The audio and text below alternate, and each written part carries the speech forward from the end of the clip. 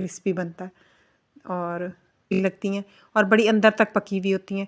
High neck वो भी लीन फिर साथ और खाते हैं, ये मैं और हस्बैंड ही शौक से खाते हैं।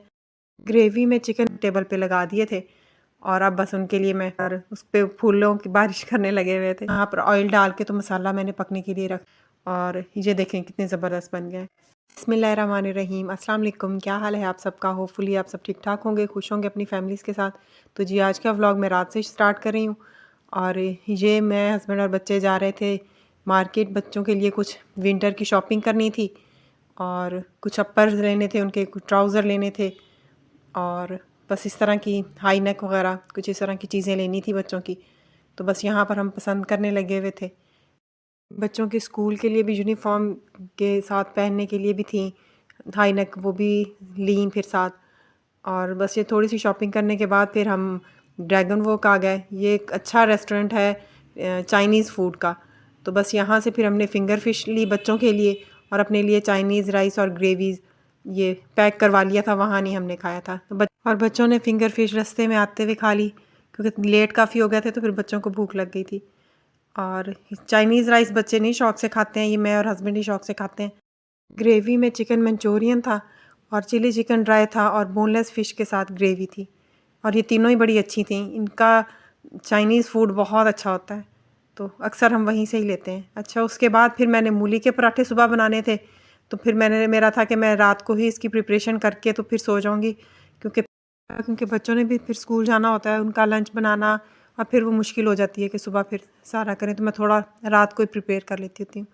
तो बस ये फिर मैं ग्रेटर से ग्रेट कर रही थी और ये बारीक वाली साइड से करना है, मोटे वाली साइड से नहीं करना क्योंकि ये जितनी बारीक होंगी उतना ही ये पराठे में बड़ी अच्छी लगती हैं और बड़ी अंदर तक पकी हुई होती हैं। क्योंकि अगर ही मूलियों को पका लें तो फिर इसका वो उतना अच्छा टेस्ट नहीं बनता, इस तरह ज़्यादा अच्छा टेस्ट बनता है पराठों का। तो बस यहाँ पर मैं अच्छी तरह इसका पानी निचोड़ लूँगी, जितना भी जूस है। अब जूस बिल्कुल नहीं रहना चाहिए बीच में, वरना पराठे अच्छे नहीं बनते। तो बस अच्छी तरह दबा दबा के निकाल लेना है जूस सारा। और फिर यहाँ पर मैंने धनिया और हरी मिर्चें ये भी रख ली थी। हरी मिर्चों को मैं पीस के डालूँगी और ज़ीरा जो है ये 1 टेबल से 1.5 टेबल स्पून तक बीच में डाल दूँगी। और यहाँ पर मैंने धनिया बीच में डाला है और अब ज़ीरा मैं डाल रही हूँ और फिर हरी मिर्चें फिर मैं 2 टेबल स्पून इसमें डालूँगी, उसके बाद मैं चख लूँगी और बीच में फिर थोड़ा-सा नमक भी ऐड कर दूँगी। अच्छा, मूलियाँ ग्रेट करने के बाद उसमें थोड़ा-सा नमक लगा के थोड़ी देर रख देना 10 मिनट के लिए, तो वैसे भी जूस बड़ा आसानी से निकल जाता है, बहुत ज़्यादा मेहनत नहीं करनी पड़ती है। अभी तो ख़ैर मैंने इसमें नमक लगा के नहीं रखा था पहले, लेकिन ये कर लें तो ये भी अच्छा रह जाता है, आसानी हो जाती है। और बस यहाँ पर फिर मैंने अब हरी मिर्चें, धनिया, ज़ीरा और नमक डाल के तो बस ये मिक्स करके रख लिया था रात को और ये अब नेक्स्ट मॉर्निंग है। और ये दही मैंने रात को बना लिया था क्योंकि फिर हमारे यहाँ मूली के पराठों के साथ दही लाज़मी खाया जाता है। और बस फिर हस्बैंड बच्चों को स्कूल छोड़ने गए हुए थे तो उनका मैंने बर्तन टेबल पे लगा दिए थे और अब बस उनके लिए मैं मूली का पराठा बना रही थी। जब तक वो बच्चों को छोड़ के आएँगे तो उनका पराठा रेडी हो जाएगा। और बस इसको बीच में फिलिंग करने के बाद, फिलिंग थोड़ी ज़्यादा की हो तो मूली का पराठा टेस्ट अच्छा रहता है। और इसको बिल्कुल हल्के हाथ से बेलन से बेलना है, दबा के नहीं बेलना वरना फिर ये साथ चिपकेगा और अच्छा नहीं बनेगा। और बस फिर इसको कुकिंग ऑयल डालना है और लो फ्लेम पे पकाएं तो ये बड़ा क्रिस्पी बनता है और हाई फ्लेम पे इतना अच्छा नहीं बनता। तो बस लाइट सा फ्लेम हो उसके नीचे और इस तरह तवे के ऊपर घुमाते जाएं तो बड़ा ये क्रिस्पी बनता है। और ये मेरे हस्बैंड को पसंद भी काफ़ी है, बच्चों को भी काफ़ी पसंद है और इन्हें भी अक्सर ही नाश्ता सर्दियों में इसी का ही कर। और ये देखिए मूलियाँ अंदर तक पकी हुई हैं। ये नेक्स्ट डे दोपहर का टाइम है और बच्चे यहाँ पे खेलने लगे हुए थे कैट के साथ और उस पे फूलों की बारिश करने लगे हुए थे। आज बच्चों का स्कूल में ट्रिप गया था, बट सिटी के अंदर ही था। एक आज बच्चों का स्कूल में ट्रिप था, बट सिटी के अंदर ही वो एक प्ले एरिया है, वहाँ लेकर गए थे, तो जल्दी आ गए थे बच्चे घर। और बस आज मैं दोपहर को बना रही थी कोफ्ता करी। अक्सर ऐसे होता है ना कि आपको समझ नहीं आ रही होती कि क्या बनाएं आज, और फिर सबकी पसंद का ख्याल भी करना होता है कि बच्चे भी खा लें, हस्बैंड भी खा लें। और वेजिटेबल इतनी शौक से मेरे हस्बैंड नहीं खाते हैं, तो फिर मैंने सोचा कि मैं आज कोफ्ता करी बनाती हूँ। और इसके लिए फिर ये मैं फ्रोज़न लेके आई थी और बस ये फिर मैंने एट दी एंड सोचा कि मैं यही बनाती हूँ। ये मैं कोफ्ते पानी में डाल के तो इनको बॉईल कर लूँगी और अच्छी तरह इनको आधा घंटा एटलीस्ट मैंने इनको पानी में पकाना है। और ये इससे होता है कि एक यखनी सी बन जाती है और यही फिर मैं जब शोरबा बनाऊँगी तो उसमें फिर यही वाला मैं पानी ऐड करूँगी। और यहाँ पर अब मैंने प्याज हल्का सा ब्राउन करके, ये 1.5 प्याज था और उसमें 3 टमाटर और लहसुन 1 जवी, और बस इनको अच्छी तरह ब्लेंड कर लिया। प्याज पहले थोड़े से ब्राउन कर लेने और यहाँ पर ऑयल डाल के तो मसाला मैंने पकने के लिए रख दिया था। कोफ्ते भी बॉईल होने के लिए रखे हुए थे और मसाला भी बन रहा था और फिर मेरा था कि मैं साथ रोटियां भी बना लूं क्योंकि गैस फिर चली जाती है। हमारे यहाँ दोपहर को 11:30 तक मोस्टली गैस आती है और 2 बजे तक चली जाती है, तो फिर इसी के दरमियान ही फिर जल्दी जल्दी काम समेटना होता है क्योंकि फिर इमरजेंसी के लिए रखा हुआ है चूल्हा और सिलेंडर।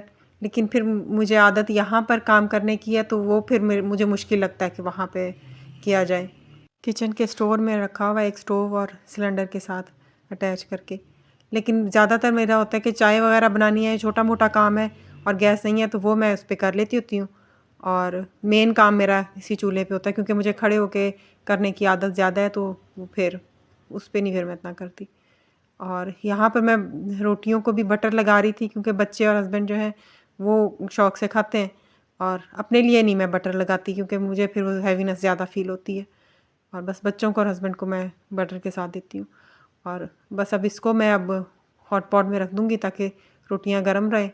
दूसरी तरफ कोफ्ता करी के लिए जो मैंने मसाला भूनने के लिए रखा हुआ था, तो उसमें भी ऑयल अब ऊपर आ गया था। जब इस तरह बबलिंग बनने लग जाए ना तो इसका मतलब होता है कि मसाला अच्छा भुन गया है। और बस इस स्टेज पे इसमें अदरक ऐड करनी है। अदरक पहले ना ऐड करें क्योंकि फिर वो करवाहट आ जाती है सालन में।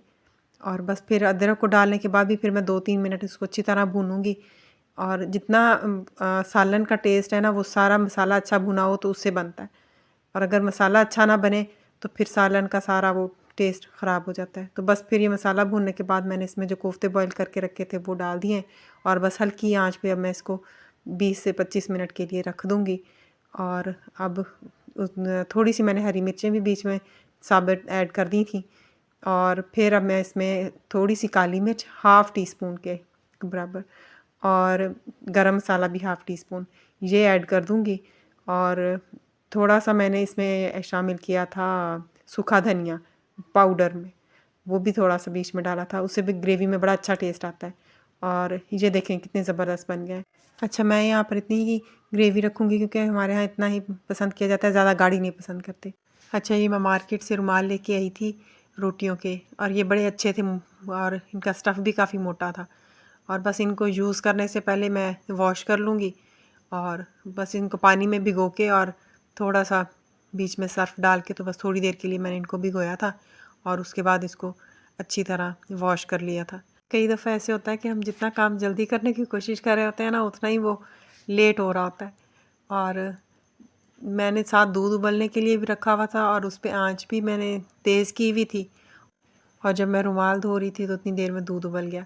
और बस यहाँ पर मैं सारा स्टोव साफ़ करूँगी और ये जितना भी दूध है सारा मैं एक प्याली में जमा करके तो बस इसको मैं पौधों में डाल दूँगी।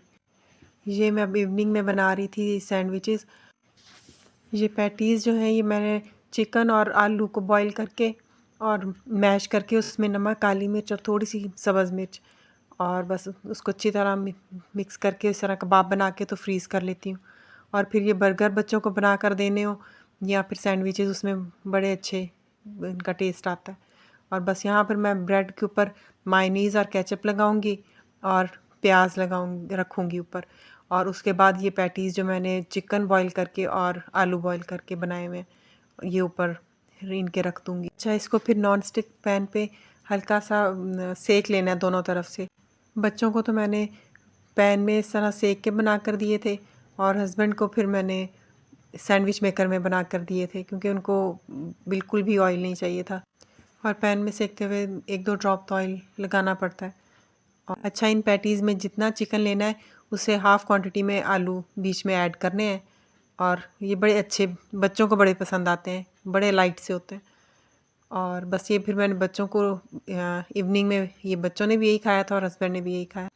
आजकल ख़ज़ां का मौसम है तो दरख्तों के भी पत्ते काफ़ी झड़ते हैं और सारा लॉन पत्तों से भरा पड़ा होता है। हालांकि हर रोज़ ही माली सफाई करता है, लेकिन फिर भी लॉन काफ़ी मेसी हो जाता है। और बस यही था जी मेरा आज का व्लॉग। उम्मीद है आपको पसंद आया होगा। अगर पसंद आया हो तो लाइक, शेयर और सब्सक्राइब लाजमी कीजिएगा और कमेंट सेक्शन में मुझे लाजमी फ़ीडबैक दीजिएगा। अल्लाह हाफ़िज़।